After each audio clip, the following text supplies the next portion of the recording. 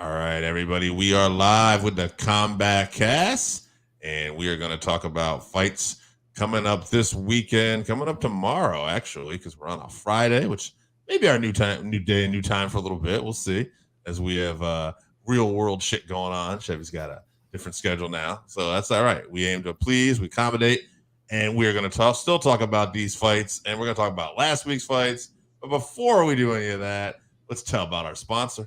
That's right. We'd like to thank the sponsor for the podcast, Game Up. They make a hard hydration beverage with a special blend of electrolytes. Comes in an 8-pack with 4 great flavors: fruit punch, orange, lemon, lime, and grape. That's right. And it's only 110 calories, low carb, so no guilt. Enjoy yourself some Game Ups and enjoy the Combatcast and enjoy what we got coming up after this week. So tell me what else we got coming up. All right, August 17th, UFC 305, Duplessis versus Adesanya. This fight's really sneaking up on us here. So I'm looking forward to the middleweight belt there. And then August 24th, there is a fight announcement now. UFC Fight Night, Cannonier versus Barlow. So that'll be an Apex card. Looking like a pretty good Apex card, though we were just talking before the show started. And then August 31st, we'll be reviewing that card because there are no fights currently. I believe that is Labor Day weekend, so the UFC is probably taking a break, but we'll review that card. Absolutely. So a little slow week coming up, but that's not that bad. We'll take it. We need a break once in a while, guys. There's UFC all the time. Remember, it used to be like just once a month, and then before that, it was only every few months. So yeah, I got no problem with that. But speaking of non-UFC news, PFL. That's right. Francis Ngannou is making his MMA return against I believe he's the heavyweight champ in PFL, Renan Ferreira. I don't know if you know this guy, Dave. He's a giant. He's like 6'9" or something like that. He's bigger than Francis for sure. I don't know how much he weighs, but I assume it's close to 265. So exciting, very tough matchup for Francis for sure. So we'll see that. But also on that card is Cyborg versus Pacquiao. And I don't know if you remember this, but Pacquiao beat Kayla Harrison in the tournament. She lost a couple times to Kayla, but she does hold a victory, and she has gone to decision. I don't know. I believe every time, I think. Right. So good matchmaking. Cyborg, still doing the thing. This will be a pay-per-view for PFL, though. So we'll have to see how much it costs. But it's October 19th. Looking at that. So it'll be interesting to see. When I saw this, though, I'll be honest. When I see the pay-per-view, I love Francis. I'm glad the PFL has another platform, but I just wonder how well these guys will do on pay-per-view. Yeah, I mean, so we know the one where Kayla was the headliner was not a great turnout. This will be the real test because Francis is a name, arguably the baddest heavyweight in the world. If you can't sell a pay-per-view with him, it's going to be tough. I think these guys are going to find out that the UFC is able to sell pay-per-views because unlike boxing, they stack an entire card. Not this week, which we'll talk about, but generally. UFC name brand at this point. Like boxing where it's completely reliant on the fighter. People rent or buy things just because it's the UFC. They want to see the UFC come to town. It's become the attraction itself as the brand. And they also have a pretty sweet-ass deal with ESPN where even if their pay-per-views aren't as stacked, they're still getting paid for a lot of these pay-per-views right now. So they're in a much better predicament. PFL's thing is the whole like season and playoffs and all that. And I mean, I think this is outside of that. So you're kind of getting away from what, your unique, draw to the game is. So we'll see how it goes. I don't anticipate it's going to go super well. Depends on the price. If it's like a $40 pay-per-view or something like that, you could probably get away with it. But ESPN is running the show, so it'll be $75 or something. You try to work out a deal with Bare Knuckle and have Mike Perry and Jake Paul do an MMA fight? I mean, that they have that Saudi money coming in, right? So Right. they could figure that out for sure. I mean, I think that's how you sell this pay-per-view is, Jake Paul's first MMA. He is involved with the PFL, if I remember correctly. Yep. And I think he might take an MMA fight with Mike Perry because after beating him in a boxing, he's so much bigger. He might think that he can get away with that. And Perry has no desire to wrestle or anything. I mean, he's capable, but he won't take it there. He's not gonna take it there. So yeah, I don't think that's a bad idea. I don't know if that would happen, but it'd be interesting for sure. It would definitely help sell that pay. It would sell. If Jake Paul's on it, it'll sell for sure. Yeah. So but we'll see what happens. Wish him luck either way. And before we get into this week's UFC Fight Night, let's talk about a really, really good UFC Fight Night card that was on this past week, because we don't get one stacked like this with a lot of names normally, but we did. Yeah, let's go through quickly just the whole main card or whatever. So Joel Alvarez took out a very tough Elvis Brenner via TKO Alvarez in round 3. Looks great. Future contender for sure. He has 100% finish rate or something like that. He just needs to be more active. If they do that, and the commentary team was talking about this, if they do that card in Spain for Ilya at some point, assuming that Max doesn't beat him later in the year, which very possible. If they do make it to Spain, he's got to be on that main card. He's got future star written all over him. He's so big for the division, great finisher. He just looked great.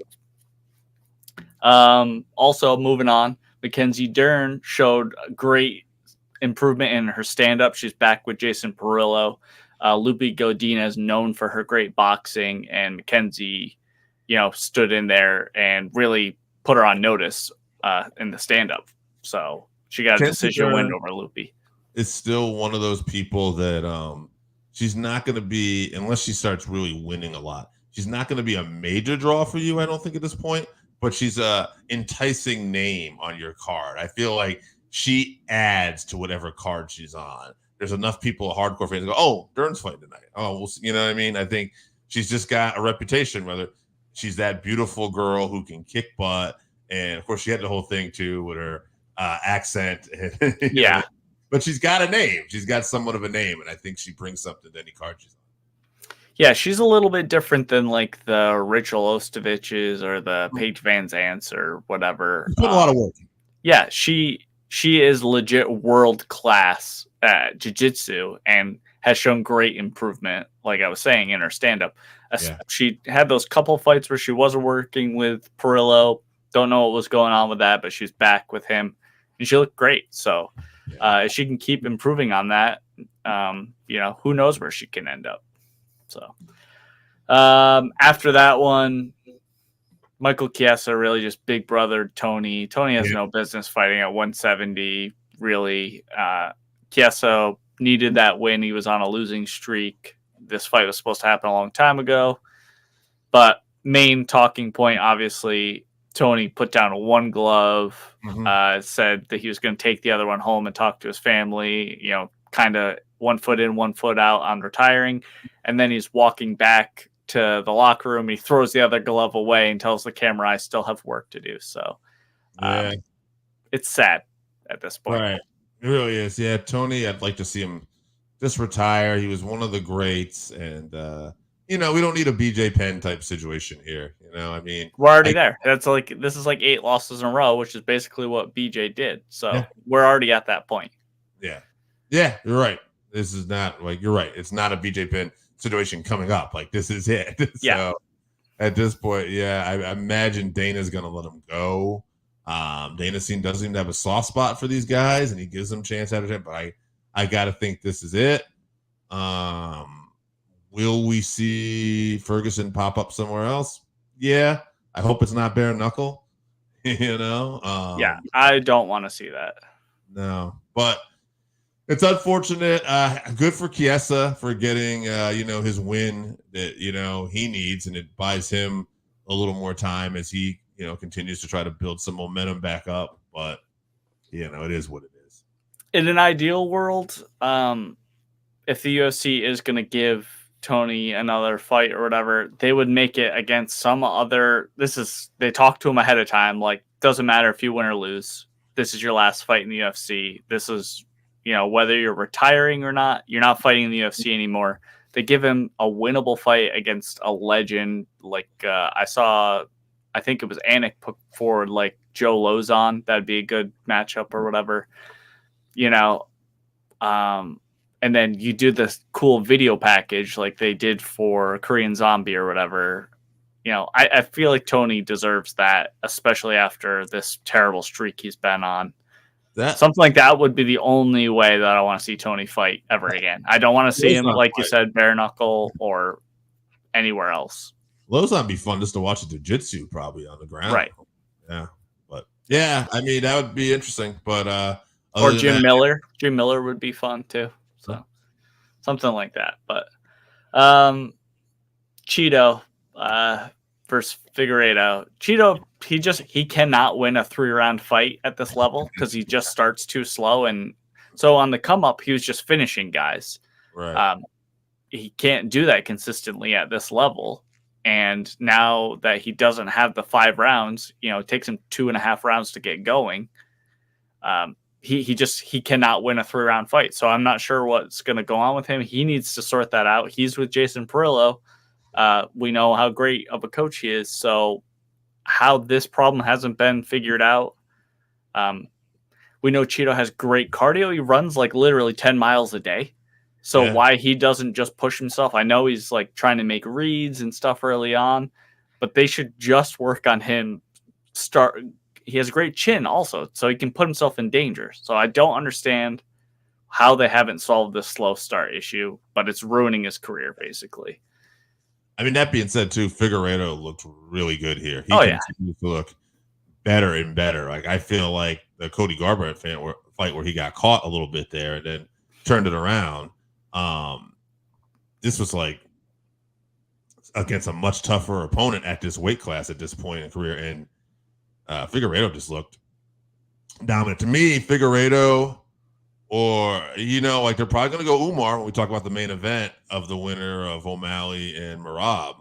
But man, you could make an argument like Figueiredo could be right there, or you could have him fight Umar. Like, I'm with you on that. I think because Umar before this hadn't fought anyone in the top 10, and Figueiredo's on a 3-fight win streak. I think all guys in the top 15 at least. So yeah, you could argue that he deserves it, or at least have the 2 fight off. Right.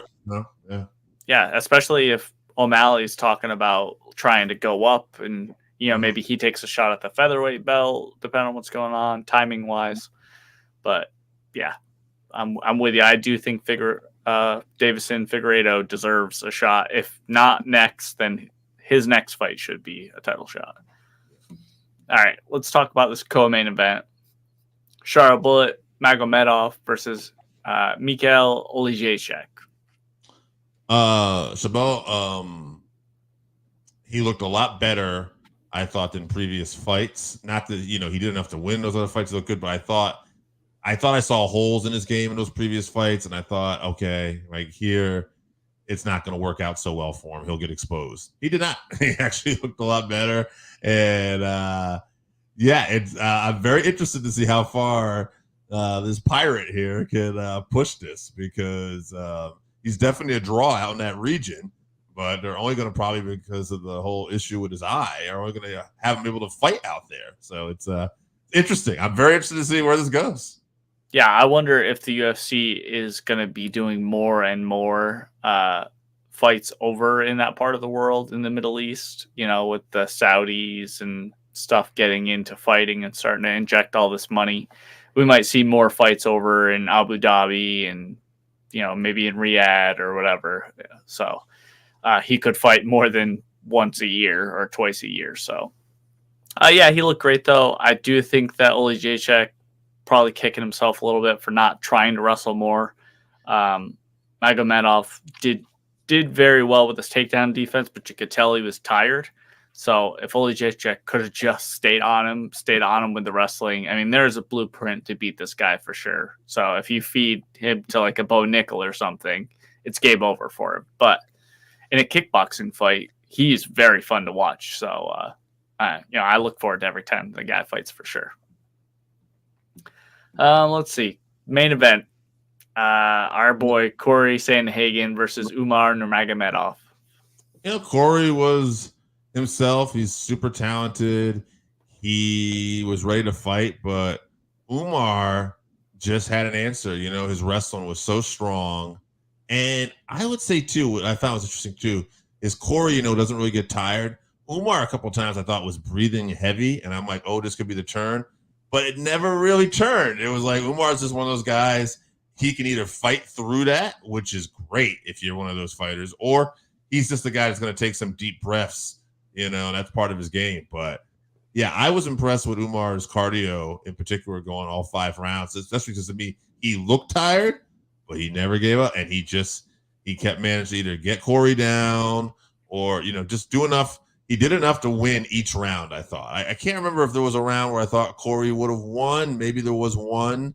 I'd have to go back and look, but it was like I had it 50-45 or 49-46. Yeah, so did I. I thought Umar won every round. You could have gave Corey like one, like you said, but it was a decisive victory for sure. Corey did do a good job at like fighting the hands and getting up when he got taken down, but he couldn't get Umar's respect. He couldn't back him up. He didn't give him enough to worry about on the feet. So I think with these like Dagestani Russian guys, they have this aura about them, and their opponents go into these fight camps and they're so worried about countering what their opponent's going to do instead of working on what got them to the level that they're at. So Corey, he's known for like showing a lot of different looks, a lot of feints, a lot of stance switching, a lot of pressure, a lot of creative striking, mixing in the wrestling and stuff. And he didn't really do any of that against Umar. And I think, obviously he's worried about the takedown. So you don't want to be switching stances. You don't want to be throwing a lot of knees or kicks or spinning stuff because you get caught. But he could have thrown a lot more feints. But I think you need to just work on what you're good at. And that could have countered a lot of those shots. Umar was fearless, basically. So I think Corey will be kicking himself a little bit, not his best showing. But all the respect to him. He's a beast, seeking out the toughest fights. Nobody else is doing this, especially in the division. And I think he's just going to keep getting better. I think he'll be upset with this performance, and he can look back at it. But hopefully this is a learning experience for a lot of guys, that you need to do what you're great at. When you come up against these undefeated Dagestani guys, you can't just worry about takedown defense, because they're going to take you down no matter what. Anyone should be upset too, maybe it should be Sean O'Malley, because unfortunately now you have another wrestler just lurking behind Merab. If you get by Merab, now you have another nightmare matchup too. Right. Corey was a very fun fight if that could come to fruition. So, I mean, Umar's a fun fight too, because he does a lot of great striking, but if it doesn't go well for him, he always has those takedowns. So for sure. But all right. That was a fun fight night card, and let's get ready for Tiberius Spivak 2. Yeah, so as fun as that fight card was, this one is absolute garbage. It is trash. You talked a little bit about how it's great that the UFC, they're giving us fights every week. They can take this one back. I have nothing to talk about on the prelims. The undercard. Let's just go right to the co-main event. Sure. Damon Jackson versus Chepe Mariscal. All right. So when I did the notes, I don't even think this was in the co-main event spot. So I'll just quickly go. I'm going to pick Damon Jackson, and I'll let you because I'm a Damon Jackson fan. I like Damon Jackson, so I'm just going to go with my heart. Yeah, I don't see Damon being able to dominate on the ground and lock up a submission, which would be his best path to victory for sure. I think it's more likely that he gets caught by Chepe when he's like diving in for a takedown. Mm-hmm. With that being said, I fully anticipate being thoroughly disappointed with everything about this card, so I'm going to pick Jackson by decision. Yeah, I had originally the co-main event I had was Chris Gutierrez there. I took this off the UFC website, so they're probably wrong. Yeah, because the UFC doesn't understand how to do a website properly. But yeah, we'll see what happens. Either way, Chris Gutierrez is the only bright spot on this card. In fact, yeah, so. that's what I thought. That's what I had there. He had to win over Frankie Edgar in Edgar's retirement fight. It was sad, of course, but Dominated. Yeah, yeah, and he had his losses are the guys like Pedro Munoz and Song Ladong. And he's fighting a guy named Javid. This is one I wasn't familiar with. Javid Bashrat. I don't know the guy, but I assume Gutierrez pieces him up. Yeah, that's kind of what I was looking at when I was doing the work for that. So look for that fight as well. Let's just get to the main event then. All right, main event: Marcin Tybura versus Sergey Spivak 2. All right, Spivak 16-4, 7 KOs, 7 subs, 2 decisions. He's lost to Tybura before too, so keep that in mind.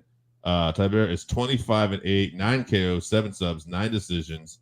He's won 3 out of his last 4. Performance bonus of the night 3 times. Tybura finds a way to win a lot of these fights, against the middle of the pack heavyweights. He finds a way sometimes. I was surprised he had 4 performances because sometimes he just drags decisions out of these guys. I'm going to go with Spivak. I'm going to say that Spivak is going to find a way to use that power this time and get this back. And I'm going to take Spivak with a round 2 TKO here. Yeah, so their last fight was in 2020, and Tybura got the win, but he's 38 now. Right. But he's a heavyweight, and they have much better longevity than most divisions. So I'm not going to put too much stock into that. But with that being said, I think I am going to pick Tybura for that same reason you were saying. He just seems to get wins against these middle-of-the-pack guys. I know Spivak has looked good in his last few fights, but I don't think he's quite bumped up a level above Tybura. So I'm going to pick Tybura by decision because that'll also be disappointing, just like everything else on this card. I love it. That's our personalities. I'm going to be the optimist, and I'll say Spivak gets it up. But yeah, we'll see. I definitely, I think as much as I did pick Spivak, I think I just basically laid the blueprint of Tybura will probably win. But yeah. See what happens. All right, let's tell people we got coming up one more time. All right, August 17th, UFC 305, Duplessis versus Adesanya for the middleweight belt. Yeah. And then August 24th, UFC back in the Apex. So UFC Fight Night, Cannonier versus Barlow. That's a Fighting Nerds middleweight, so look out for him. And then August 31st, we're going to review that fight night because there are no cards. There is no card due to Labor Day weekend. All right. Enjoy the fight night this weekend, guys, and enjoy some Game Up. If you haven't tried Game Up, then you are missing out. Imagine your favorite seltzer and your favorite sports drink had a baby, but it's way better than that.